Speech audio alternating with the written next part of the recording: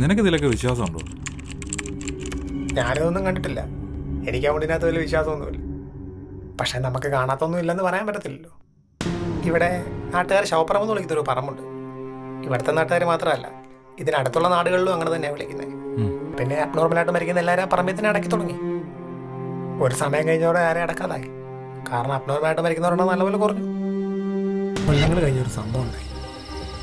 2 കള്ളന്മാർ ഇവിടുത്തെ 3 അമ്പലങ്ങളിൽ തിരുവാഭരണം മോഷ്ടിച്ചു.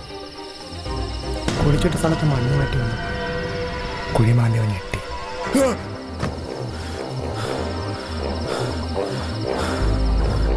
തിരുവാഭരണത്തെ വരെ കുഴി കിടക്കുന്നത് തൻ്റെ കൂട്ടുകാരുടെ അഴുകി തുടങ്ങിയ ശരി. പേടിച്ച കള്ളന് മിണ്ടാൻ പറ്റാതായിപ്പോയി.